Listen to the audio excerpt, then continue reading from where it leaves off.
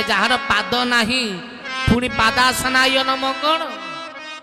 ପାଦ ତ ନାହିଁ ଆସନ କୋଉଠୁ ଆଇଲା? କହିଲେ ଭଗତ ଚିନ୍ତା କରି କହିଲେ ପାଦ ପାଣି ନାହିଁ ଯାହାର ପାଦ ପାଣି କି ଶୋଭା। ନିରାକାର ହୋଇପାରନ୍ତି କିନ୍ତୁ ତାଙ୍କୁ ଦେଖିବା ପାଇଁ, ତାଙ୍କୁ ଅନୁଭୂତି କରିବା ପାଇଁ, ତାଙ୍କ ନୀଳାକୁ ଆନନ୍ଦିତ ନେବା ପାଇଁ ଭଗବାନକୁ ଇଏ ଜୀବ ସାକାର ଭାବରେ ଚିନ୍ତା କରେ। କହିଲେ ଭଗବାନ ପୁରା ନିରାକାର ନିର୍ଗୁଣ, ତାଙ୍କୁ ପୁଣି ସାକାରର ଆବଶ୍ୟକତା ଅଛି ନାହିଁ, ସେ ନିରାକାର। କହିଲେ ଧନରେ ନିରାକାର ହେଲେ କଣ ତାକୁ ଡାକି ହବ, ତାକୁ ଭଜି ହବ? ମୂଳଟି ଅଟଇ ବିଶ୍ୱାସ କହନ୍ତି ଜଗନ୍ନାଥ ଦାସ। ବିଶ୍ୱାସ ପାଇଁ ପୁରା ରୂପଟେ ଦରକାର। କାଷ୍ଟ ପାଷାଣ ତରୁତୃଣ ଏ ସର୍ବ ଘଟେ ନାରାୟଣ, ଅତ୍ର ତତ୍ର ସର୍ବତ୍ର ବିରାଜିତ ତୁ କେଶବ। ସବୁଠି ଅଛନ୍ତି। ତାହେଲେ ମୁଁ ଯାହା ପରେ ବସିଛି ୟା ଭିତରେ କେଶବ ଅଛନ୍ତି ନା ନାହାନ୍ତି? ଭାଇ ଅଛନ୍ତି ଟି? ତାହେଲେ ମୁଁ କେଶବ ଉପରେ ବଇଛି, ମୁଁ କେଶବ ଉପରେ। ଭଗବାନ ତୁମେ ମାନେ ଯୋଉ ଦ୍ରବ୍ୟ ଦେଖୁଛ, ଯୋଉ ଆପରେ ବସିଛ, ଗୋଡ଼ି ଧୂଳି ଭିତରେ ପ୍ରତ୍ୟେକ ଭିତରେ ଅତ୍ର ତତ୍ର ସର୍ବତ୍ର ବ୍ରହ୍ମ ବିରାଜିତ। ତାହେଲେ ତୁମେ ମାନେ ବ୍ରହ୍ମ ଉପରେ ବସିନ କି? ତାହେଲେ ଏ ମଣ୍ଡପର ଆବଶ୍ୟକତା କଣ ପାଇଁ? ନା ବିଶ୍ୱାସ ଜାଗରିତ କରିବା ପାଇଁ। ଭଗବାନ ସବୁଠି ଅଛନ୍ତି, ତାହେଲେ ମନ୍ଦିରର ଦରକାର କଣ? ଏବେ ବି ଜୋରନ୍ଦାରେ ଶୂନ୍ୟ ମନ୍ଦିର ରହିଛି। ଆରେ ମନ୍ଦିର ଭିତରେ ଠାକୁର ନାହାନ୍ତି, ମନ୍ଦିର କାହିଁ ହେଇଛି? ନା ଅନୁଭୂତି ପାଇଁ। ପୀଠର ମାହାତ୍ମ୍ୟକୁ ବୁଝିବା ନିମନ୍ତେ ରୂପ ଦରକାର ନାହିଁ, କିନ୍ତୁ ଅନୁଭୂତି କରିବା ପାଇଁ ଧାମର ଆବଶ୍ୟକତା ରହିଛି। ହରି ହରି ବୋଲ। ଓମକାରର ଆକାର ନାହିଁ, ଅଣ ଆକାର। ନମ ଅଣାକାର ବ୍ରହ୍ମ ଅନାଦି ମୁକ୍ତି କାରଣମ୍ ଘଟ ମଧ୍ୟେ ପ୍ରଚୋଦୟେନଃ ତସ୍ମୈ ଶ୍ରୀ ଗୁରବେ ନମଃ। କହିଲେ ରୂପ ନାହିଁ କିନ୍ତୁ ତାକୁ ରୂପ ଦିଆଯାଇଛି। କଣ ପାଇଁ? ନା ଲୋକମାନେ ଜାଣିପାରିବେ ଏଇଟା ହଉଛି ଓମକାର ବ୍ରହ୍ମ। ତେଣୁ ନିରାକାର ଅର୍ଥ କହିଲେ ଯିଏ ଅରୂପ ହେଇକି ବି ସ୍ୱରୂପ। କହିଲେ ଯାହାର ପାଦ ପାଣି ନାହିଁ, ଯାହାର ଶରୀର ନାହିଁ, ଯାହାର ଦର୍ଶନ ନାହିଁ, ତଥାପି ବି ଯାହାର କୋଟିଏ ହାତ, ଯାହାର କୋଟିଏ ମୁଣ୍ଡ, ଯାହାର କୋଟିଏ ଗୁଣ, ସେଇ ହଉଛି ମୋ ପ୍ରଭୁ ନାରାୟଣ ହରି। ହରି ହରି ବୋଲ। କହିଲେ କିଛି ନାହିଁ ସବୁ ଅଛି। ଯିଏ ଯେଉଁପରି ଭାବୁଛି ତୁମକୁ। କେଡ଼େ ସୁନ୍ଦର ଶବ୍ଦ।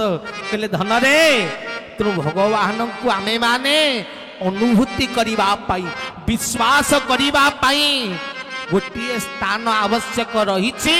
ତେଣୁ ଭକ୍ତ ନିଜ ଭଗବାନକୁ ସେହି ରୂପରେ ଚିନ୍ତା କରି, କିଏ ଜଳ, କିଏ ମନ୍ତ୍ର, କିଏ ଅକ୍ଷର, କିଏ ଯନ୍ତ୍ର, ଯେଉଁ ଭାବରେ ଯିଏ ଯେମିତି ଭାବିଲା, ଭାବିକିରି ବସେଇଛି ଯେ ଏଇ ଜାଗାରେ ମୋ ଭଗବାନ ଅଛନ୍ତି, ଏଇଠି ମୋ ଭଗବାନକୁ ଡାକିଲେ ମୋ ଭଗବାନ ମୋ ଜ୍ଞାନକୁ, ମୋ କଥାକୁ ଗ୍ରହଣ କରିବେ। ହରି ହରି ବୋଲ। ତେଣୁ ସାକାର ଓ ନିରାକାର ଅଲଗା ନୁହେଁ। କହିଲେ କାରଣ ଜୀବ ସେଇ ଦୁଇ ଭିତରେ ରହିଲା। ପରିଚାଳକ କହିଲେ ପରା ନିରାକାର ଆଉ ସାକାର ଭିତରେ ପାର୍ଥକ୍ୟତା। କହିଲେ ଭଗବାନ କହିଲେ ମୁଁ କଣ ଦୁଇରେ ଅଛି? ନାଇଁ ରେ, ମୁଁ ତିନିରେ। କହିଲେ ଧନରେ ସ୍ଥୂଳ ସୂକ୍ଷ୍ମ କାରଣ। ମୁଁ ନା ନିରାକାର ନା ମୁଁ ସାକାର, ମୁଁ ହଉଛି କାରଣ ଜଗତ ବ୍ରହ୍ମ। ହରି ହରି ବୋଲ। ଯିଏ ଶୂନ୍ୟରେ ଡାକିଲା ତା ପାଇଁ ଶୂନ୍ୟ, ଯିଏ ରୂପରେ ଡାକିଲା ତା ପାଇଁ ରୂପ। ଆମେ ମାନେ ସବୁ ଦୁଇରେ ଅଛେ। କହିଲେ ଭଗବାନ ତିନିରେ ରୁହନ୍ତି। କହିଲେ ତୃତୀୟରେ ମୋ ନାରାୟଣ। ଦୁଇ ଭିତରେ ଭଗବାନ ମିଳିବେ ନାହିଁ।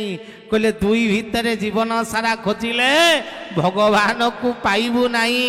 ସେଇଥିପାଇଁ ସକାଳୁ ଠାରୁ ରାତି ପର୍ଯ୍ୟନ୍ତ ଓମକାର ସ୍ତୁତି କରୁଛୁ, ଓମ୍ ଓମ୍ ଓମ୍, କିନ୍ତୁ ଭଗବାନ ମିଳୁନାହାନ୍ତି। କହିଲେ କାହିଁକି?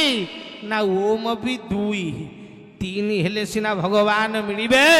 କହିଲେ ଓମ୍ ବି ଦୁଇ। କହିଲେ ଓମ୍ ପରା ତିନି, ଅ ଉ ମ।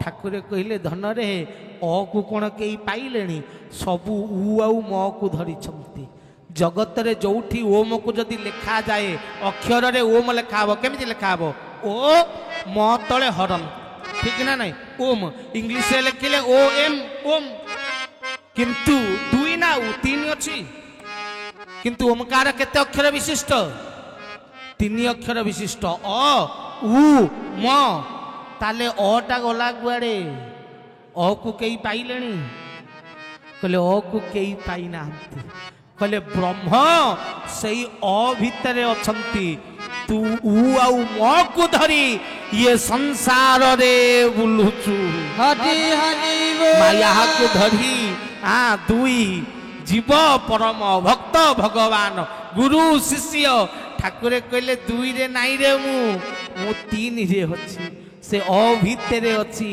कहले अकार को जो दिन धरी नेबू जो दिन अकार को बुझी नेबू से दिन मते पाई जीवु हरि हरि बोला कहले जेते पर्यंत तीन को न धरिचु जेते पर्यंत अकार को न बुझीचु सही भागवत सुंदर पदे उल्लेख कले कौन कहले कहले आत्मा कुशले सर्व सिद्धि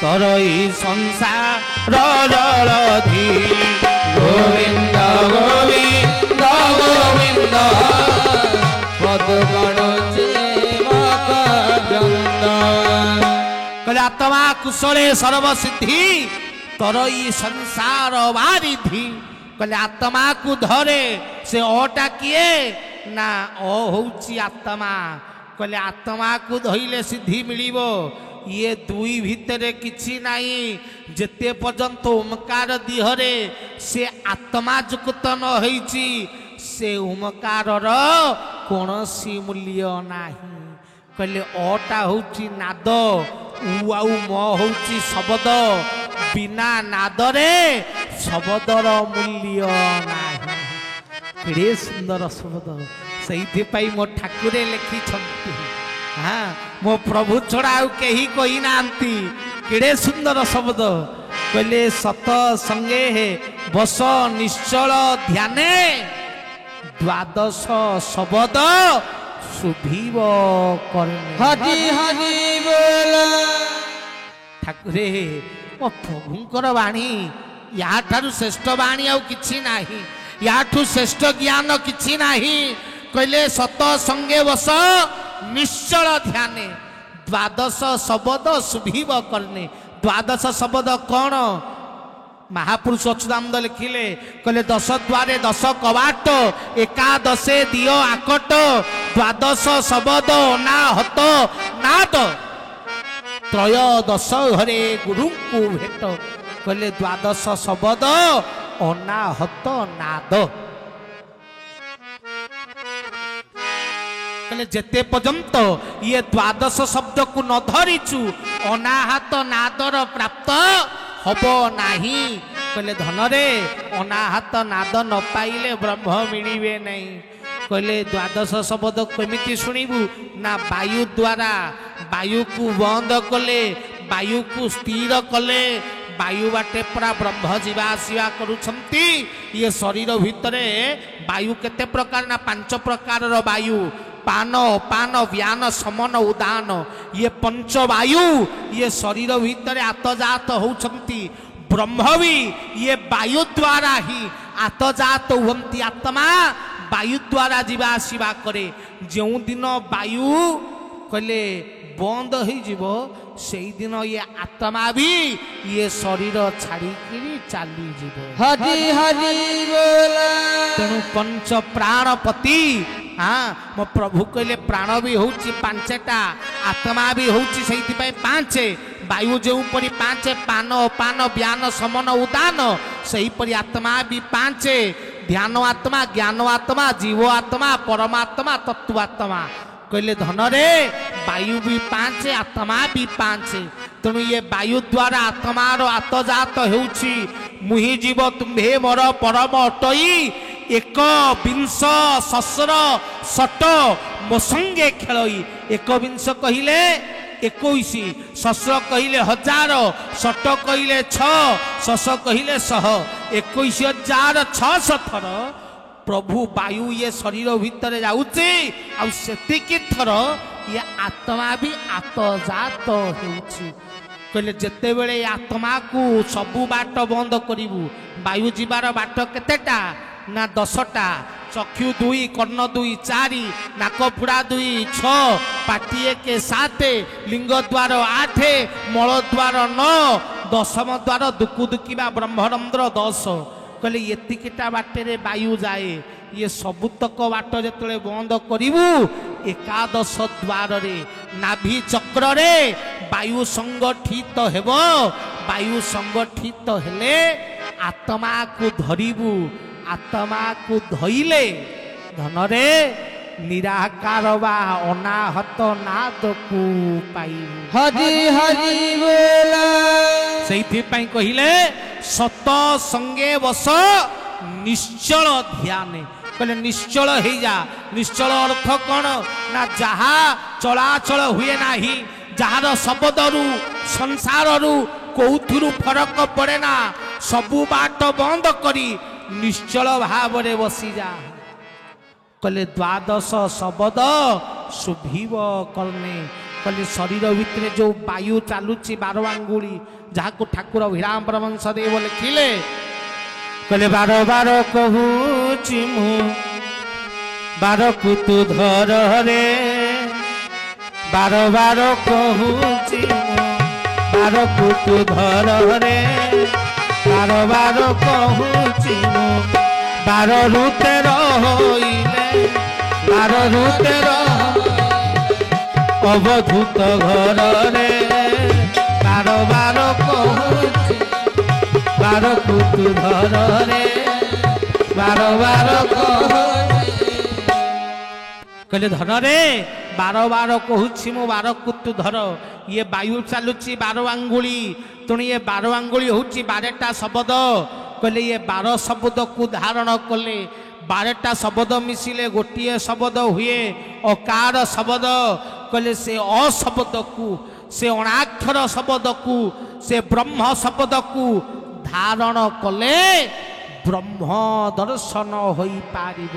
ସେଇଥିପାଇଁ କହିଲେ ବାୟୁକୁ ମାରନ୍ତେ ବାଜି ତେଣୁ ତା ନାମ ବାଜି। ହରି ହରି ବୋଲ କହିଲେ ଯିଏ ବାୟୁକୁ ବାଜି ମାରେ ଯିଏ ବାୟୁକୁ ଧାରଣ କରେ ସେଇ ହଉଛି ଠିକ ବାବାଜୀ।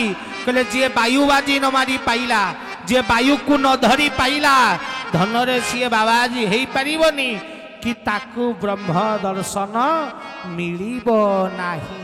ତେଣୁ ବାୟୁ ସାଧନା ହଉଛି ମୂଳ କହିଲେ ସବୁ ସାଧନାର ଶ୍ରେଷ୍ଠ। ତେଣୁ ଠାକୁରେ କହିଲେ ସତ ସଙ୍ଗେ ବସ ନିଶ୍ଚଳ ଧ୍ୟାନ ବାୟୁକୁ ସ୍ଥିର କରିଦେ କହିଲେ ବାୟୁ ବନ୍ଦ କରିଦେ କାନ ଶୁଣିବନି ଆଖି ଦେଖିବନି ନାକ ଆଘ୍ରାଣ ନବନି ଜିଭା ସ୍ୱାଦ ନବନି ସବୁ ବନ୍ଦ ହେଇଯିବ। ଥରେ ବାୟୁକୁ ସ୍ଥିର କରିକି ଦେଖେ ଥରେ ବାୟୁକୁ ବନ୍ଦ କରିକି ଦେଖେ ବାୟୁ ଦ୍ୱାରା ହିଁ ଶବ୍ଦ ଆସେ ବାୟୁ ଦ୍ୱାରା ହିଁ ଦର୍ଶନ ଆସେ।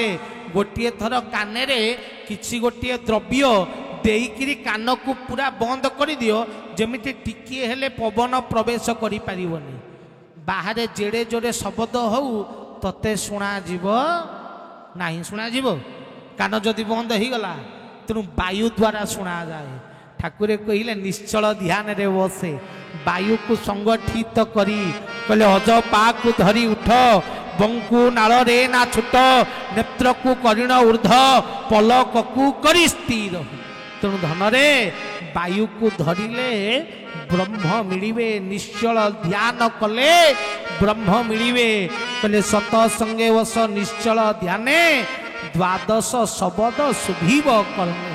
ତେଣୁ ଆମେମାନେ ବସିଲେ ସିନା 12 ଶବଦ ଶୁଣାଯିବ 12 ଶବଦ ଶୁଣିଲେ ସିନା ବ୍ରହ୍ମ ମିଳିବେ। କହିଲେ ଧନରେ ଯେତେ ପର୍ଯ୍ୟନ୍ତ ନିଶ୍ଚଳ ଧ୍ୟାନ ନ ବସିଛୁ ଏମିତି ଆସିବା ବସିବା ହରିବୋଲ ପକେଇବା ଉଠିବା ଆନନ୍ଦ ବଜାର କରିବା ଚାଲିବା ଏମିତି କୋଟି କୋଟି ଜନ୍ମ ପର୍ଯ୍ୟନ୍ତ ସତସଙ୍ଗ ଶୁଣିଲେ ବି ବ୍ରହ୍ମ ମିଳିବେ ନାହିଁ। କହିଲେ ଭଗବାନ କୁ ପାଇବୁ ନାହିଁ। ଠାକୁରେ ସେଇଥିପାଇଁ ଲେଖିଛନ୍ତି, ମୁଁ ଲେଖି ନାହିଁ, ମୋ ପ୍ରଭୁ କହିଛନ୍ତି ଯାଗ ଯଜ୍ଞ କଲେ 70 ବର୍ଷ ନ ପାଇବୁ ଧନ ଚରମ ସ୍ପର୍ଶ। ହରି ହରି ବୋଲା କହିଲେ ଗୁରୁ ରୂପ ଦେଖି କରୁଛୁ ଟାହି, ଗୁରୁ ବାଣୀ ଶୁଣି ମାରୁଛୁ ହାଇ, ଯାଗ ଯଜ୍ଞ କଲେ 70 ବର୍ଷ ନ ପାଇବୁ ଧନ ଚରମ ସ୍ପର୍ଶ।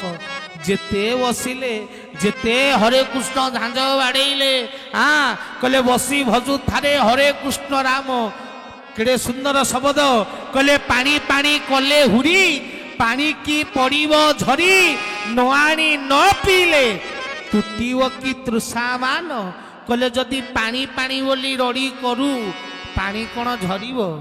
ଭାଇ ମୁଁ ଗୋଟେ ଜାଗାରେ ବସି ପଡ଼ିବି, ଫାଙ୍କା ଜାଗାରେ କେହି ନଥିବେ, ଏକଲା ବସିଯିବି, ବସିକି କହିବି ପାଣି ପାଣି ପାଣି ପାଣି ପାଣି, ପାଣି କ'ଣ ଝରିବ?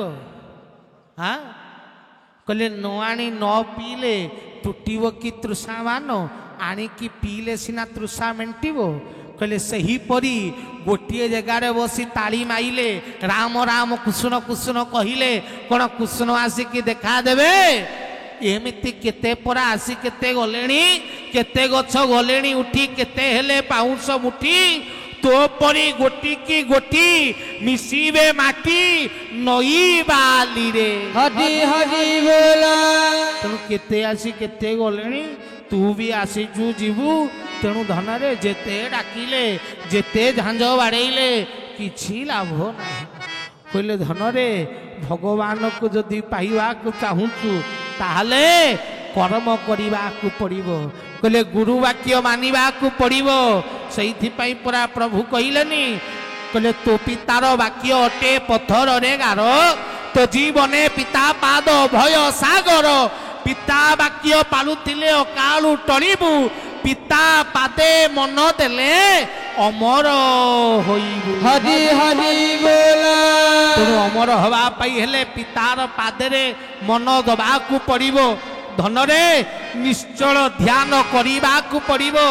କାରଣ ସେଇଥିପାଇଁ ଠାକୁରେ କହିଲେ ଧନରେ ଚରିତ୍ର ଗଠନ କରିବାକୁ ପଡ଼ିବ। 10 ମୋଦକରୁ ଗୋଟିଏ ମୋଦକ ଚରିତ୍ର ଗଠନ କର। ଇରେ ଚରିତ୍ର କ'ଣ ଗଠନ କରିବି? ମୁଁ କ'ଣ ଚରିତ୍ରହୀନ? ମୋର କ'ଣ ଚରିତ୍ର ନାହିଁ? ଠାକୁରେ କହିଲେ ଥିଲେ ଥାଉ ପଛେ ଗୁଣ ହଜାରେ, ଚରିତ୍ର ନଥିଲେ ସବୁ ଅସାରେ। ଯଦି ଆତ୍ମଜ୍ଞାନ ଲାଭ ନ କଲୁ ତାହେଲେ ତୁ ଚରିତ୍ରବାନ ହୋଇପାରିବୁନି। କହିଲେ ଜ୍ଞାନ ମିଳିଗଲେ କେହି ଚରିତ୍ରବାନ ହୁଏ ନା, ଶକ୍ତି ମିଳିଗଲେ କେହି ଚରିତ୍ରବାନ ହୁଏ ନା। କହିଲେ ପୋଜିସନ ବା ଆପଣମାନଙ୍କର ଭଲ ଭଲ ସ୍ଥାନ ମିଳିଲେ ବି କେହି ଚରିତ୍ରବାନ ହୁଏ ନା। କହିଲେ ଧନରେ ଚରିତ୍ରବାନ କେତେବେଳେ ହୁଏ? ଆତ୍ମଜ୍ଞାନ ଲାଭ କଲେ। ହରି ହରି ବୋଲା କହିଲେ ଜ୍ଞାନୀ କ'ଣ ରାବଣ ନଥିଲା? ରାବଣ ଜ୍ଞାନୀ ଥିଲା ନା ନାଇଁ? 4 ବେଦରେ ପଣ୍ଡିତ, ପୁଣି ଆପଣଙ୍କ ଶିବ ତାଣ୍ଡବ ଲେଖକ, ଶିବଙ୍କ ପରମ ଭକ୍ତ ରାବଣ, ପୁଣି ଯାଇତାଇ ପରିବାରରେ ଜନ୍ମ ହେଇନଥିଲା, ବିଶ୍ରବା ଋଷିଙ୍କର ପୁତ୍ର, ଠିକ ନା ନାଇଁ? ପୁଅ କାହାର? ବିଶ୍ରବାଙ୍କର। ବିଶ୍ରବାଙ୍କ ପିତାଙ୍କ ନାଁ କ'ଣ? ବିଶ୍ରବାଙ୍କ ବାପାଙ୍କ ନାଁ କ'ଣ? ପୁଲସ୍ତ। ପୁଲସ୍ତଙ୍କ ପିତା କିଏ? ପୁଲସ୍ତ କାଙ୍କଠାରୁ ଜନ୍ମ ହେଇଥିଲେ? ବ୍ରହ୍ମା। ବ୍ରହ୍ମାଙ୍କ ପୁଅ ପୁଲସ୍ତ, ପୁଲସ୍ତଙ୍କ ପୁଅ ବିଶ୍ରବା, ବିଶ୍ରବାର ପୁଅ ରାବଣ। ଯଦି ସମ୍ପର୍କରେ ଦେଖାଯାଏ ତାହେଲେ ବ୍ରହ୍ମା ଆଉ ରାବଣ ହିସାବରେ ଜେଜ ନାତି ହେବେ, ଅଣଜେଜେ ହେବେ। ଅର୍ଥ ବ୍ରହ୍ମାଙ୍କର ଡାଇରେକ୍ଟ ବଂଶଜ, ଇନଡାଇରେକ୍ଟ ନୁହଁ, ଅଲଗା ଆଡୁ ନୁହଁ, ଡାଇରେକ୍ଟ ବଂଶଜ। ପୁଲସ୍ତଙ୍କର ପୁତ୍ର ତା ପୁତ୍ର, ଚିନ୍ତା କଲୁ, ଡାଇରେକ୍ଟ ଛୁଆ। ସେଇଥିପାଇଁ ବିଶ୍ରବାଙ୍କ ଗୋଟେ ପୁତ୍ର ଦେବତା କୁବେର, ତାକୁ ଆମେ ପୂଜା ମଧ୍ୟ କରୁନା ନାଇଁ? ପୂଜାର ଯୋଗ୍ୟ କୁବେର, ଧନର ଦେବତା, ତାର ନିଜ ଭାଇ ରାବଣ କ'ଣ? ତାଙ୍କର ନିଜ ଭାଇ। ତାହେଲେ ରାବଣ ଦେବତା ନା ମାନବ ନା ରାକ୍ଷସ? କ'ଣ ଦେବତା ନା? ବ୍ରହ୍ମାଙ୍କ ନିଜ ଡାଇରେକ୍ଟ ଛୁଆଟା ଦେବତା ନା ରାକ୍ଷସ କେମିତି ହବ? କହିଲେ ଦେବତାଟା। କିନ୍ତୁ ଥିଲେ ଥାଉ ପଛେ ଗୁଣ ହଜାରେ, ଚରିତ୍ର ନଥିଲେ ସବୁ ଅସାରେ।